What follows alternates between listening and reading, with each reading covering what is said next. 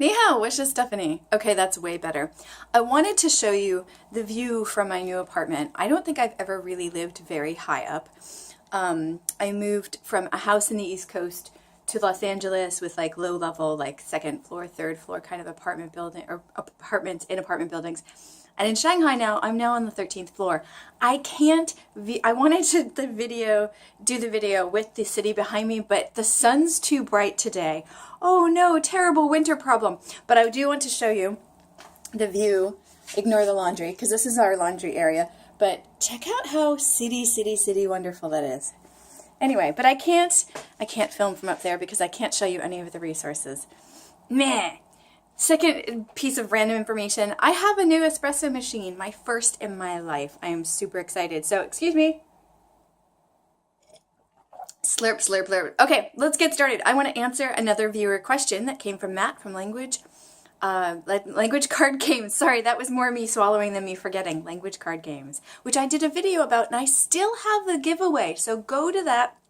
Ignore the date, go to the giveaway and submit your story, and you can still win. You can still win his language card game. Anyway, let me get on to his question.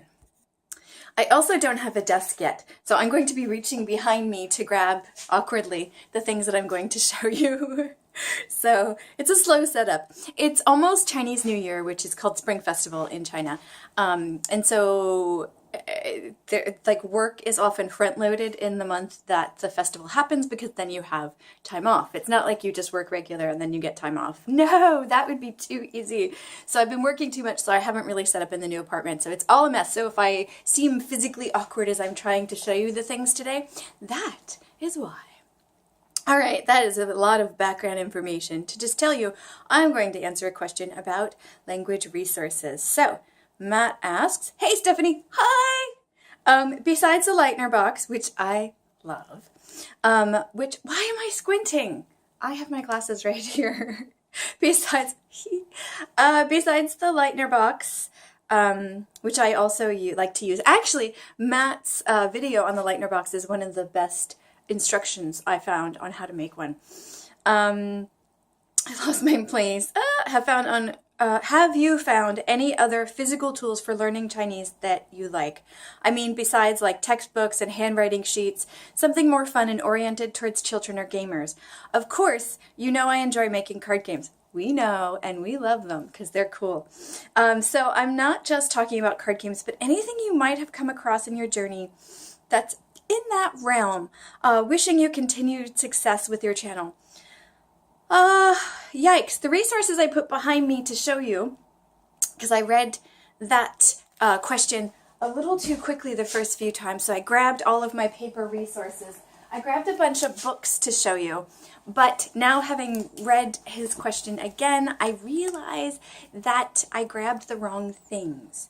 And I don't have anything to grab because, and let me tell you this, I am going to show you the things that he's asking me. Besides that, I'm going to do that really quickly, and then I will answer his question of the more fun. Can we just say funner? That really should be a word. So then I'll show you the more fun stuff that I did find and that I have used and loved and done lots of videos on, but it's been a really long time. We're almost approaching, and by we I mean we're almost approaching 200 videos, which is just insane. I'm going to need another terabyte to save these suckers. So Gabe Weiner's Fluent Forever. I'm super excited that him and his crew are making a language learning app. When I move on to my next language, once I feel comfortable enough, probably when I get intermediate-ish in Chinese, I'll move on to something else. I'm really interested in moving on to a different script. I thought I would do German or Spanish, but I really think Arabic might be good. But I have a long way to go. At least another year before I feel comfortable moving on to my second language, because again, I've never gotten fluent in a second language, so it's a long road the first time, you know, and just as painful as the first love.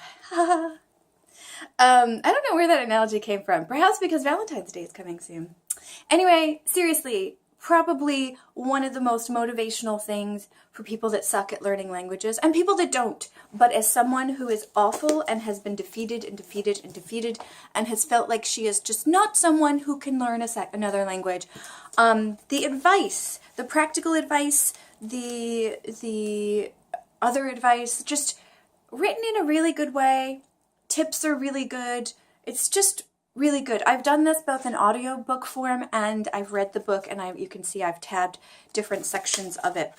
I cannot recommend it enough. It's really, really, really, really wonderful. And Gabe Weiner's onto something. He was an opera singer who had to, I'm so sorry, he's an opera singer who had to learn languages for a living and stumbled into different ways that worked really well for him, and broke them down, shared them, and is now making language learning resources. He's going to get to his app. He's going to finish his app way before I finish mine, and it will be way better. But hey, whatever. Then I have 3 books, and I'll put these together in a series. I did many, many videos on these, so dig into the video section for more information, detailed, painful, detailed information on how I used these. The most common Chinese radicals books by Zhang Pengpeng from Sino-Lingua. This was amazing. Now, having spent a lot of time deconstructing, deconstructing words and characters, I realized I probably spent too much time on radicals. It feels like that now because with the spacing issues that I have with words in sentences, I tend to still grab at radicals more than look for words. Now, granted, I have about 150 words under my belt, so, and there's 214 total radicals. He only goes over, I believe, 101 or something in this one. So, to be fair, I know about the same amount of radicals as I do words, so I understand why I'm leaning on this crutch, and I think in the long run it's going to be very useful that I spent so much time on radicals, both with this book and with other online resources. But I probably, if I were to recommend to anybody going forward, become familiar with the, oh, you know what, you could do the 214, do all the radicals, even though some of them are a lot less frequent, do all of them with a Lightner box and then move on. Especially spending a lot of time on the sounds of the radicals. Right now where I am, about to take the HSK1 test in a few weeks, I feel like that was a waste because generally the sound doesn't carry over, I think. The meaning stuff, infinitely useful. So I love that. But there's also a rapid literacy in Chinese that he did, and I did a few chapters of that, and it was a little overwhelming because there was so much vocabulary. So I feel like I want to return to this. It's reading sentences based, so I'm super excited, and I was really making progress, but it was really overwhelming. So I feel like I needed more vocabulary to go in and learn new vocabulary because it's so vocabulary heavy, and I suppose, too much of a perfectionist in some ways, and I couldn't absorb as much as I wanted to from it. So I'm coming back to that probably after somewhere in mid HSK2 probably. The one I haven't used yet, but that I bought because they're so inexpensive and so readily accessible at my favorite bookstores in Shanghai on Fuzhou Lu. There's a ton of bookstores, and it's just, oh, it's heaven. It's heaven. Anyway, and it's right near People's Square. So if you are a book person and you're visiting Shanghai and you're doing touristy things, tell your friends, okay, you guys go to People's Square. I'll join you about an hour. Go to Fuzhou Lu, which is right next to it. Book out, and then go meet your friends and show them the wonderful things that you bought. Anyway, so this one, I'll probably touch this after HSK1, see if there's anything I want to pull from it. It has it has substitution drills, it has pictures, it has practical information. I'm not as curious to learn how to speak Chinese for a functional, everyday kind of way. I know that's weird, that's just where I am. But I do like how they teach, how Zhang Pengpeng teaches in these books. So if I am going to use the language verbally, I want to study with that. A geeky one, when I started to trace, and I'm about to get into the fun videos that Matt was eliciting, when I started to trace the Hanzi characters and really get into that, I really enjoyed the What's in a Character, What's in a Chinese Character book, and I did a video on this too, but just to really show you quickly, it traces what the character is historically, how it changed, how the stroke order, and a little bit about it. And so it's just really fun to dig into that part of it. I've never really been into orthography before, but the study of written language, but I find that the Chinese characters are pulling me visually into the language. So this was really, really appealing to me. So that's what I consider fun. Matt's asking about games.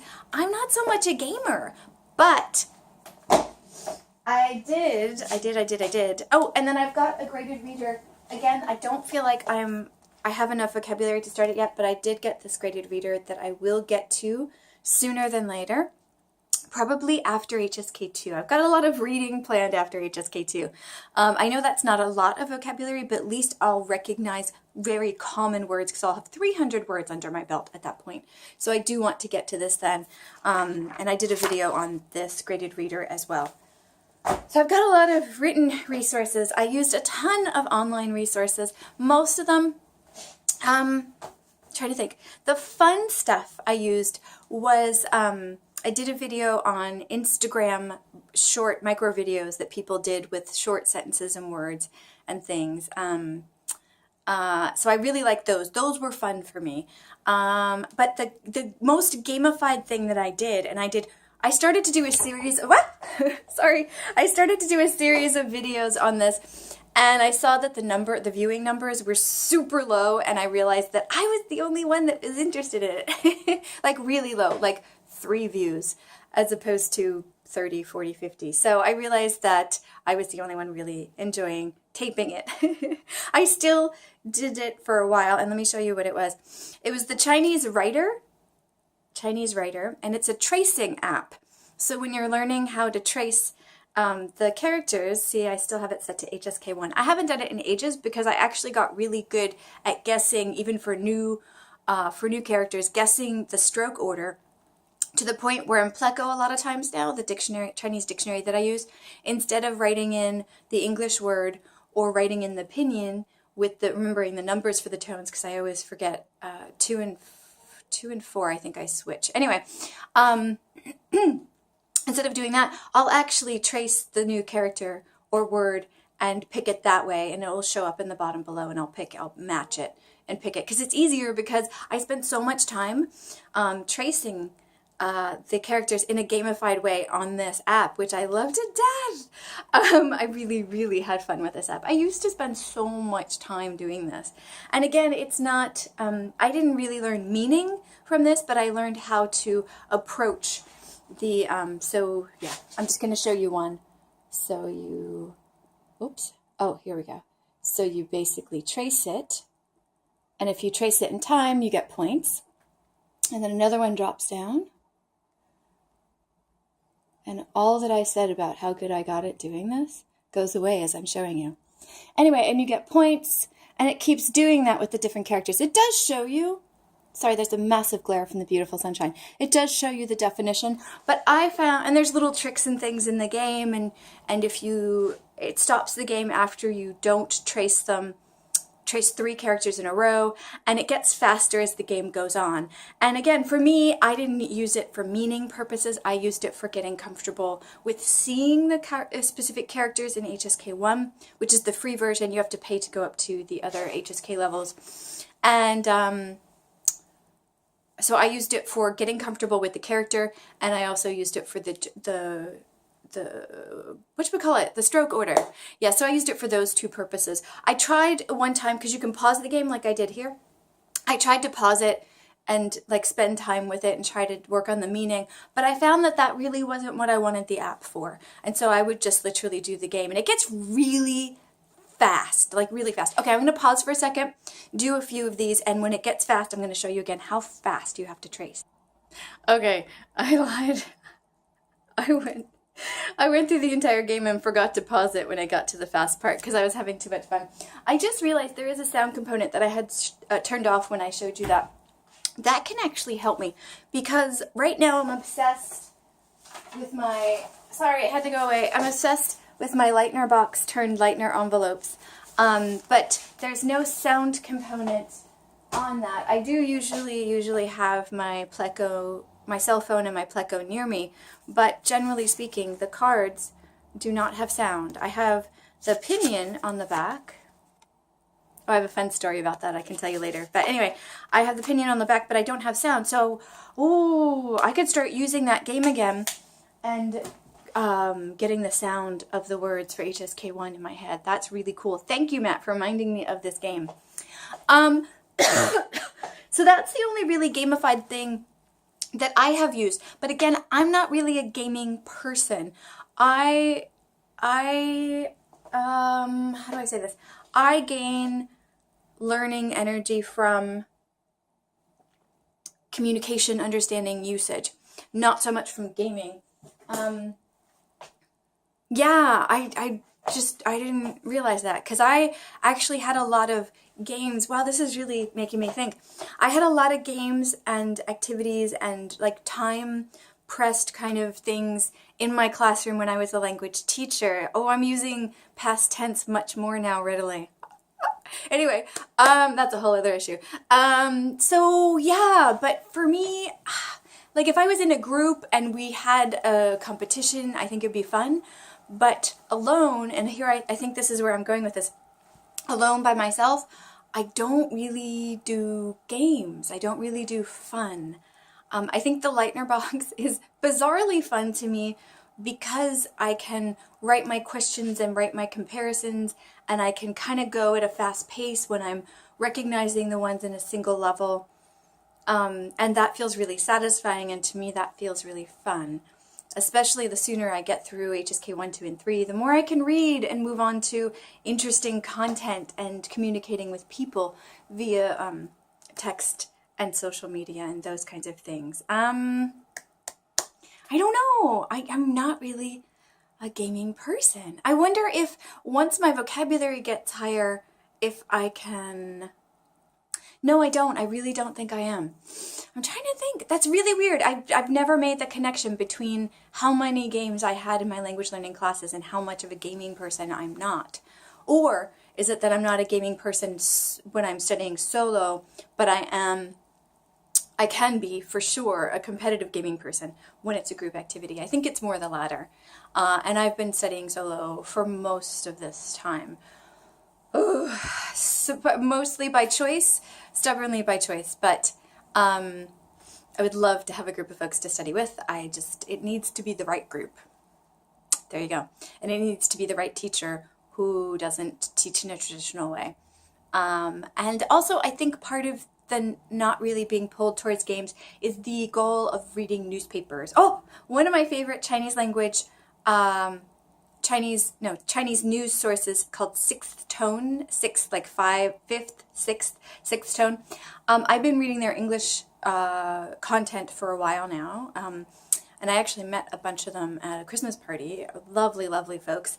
And I just met someone who does editorial stuff for their Chinese version. So I think in the search for newspapers and the delay in doing my weekly newspaper videos, I think that could be a newspaper source for me. It wouldn't be a paper newspaper, which kind of bums me out, but it would be content that I know I already like because I'm reading their English articles about China.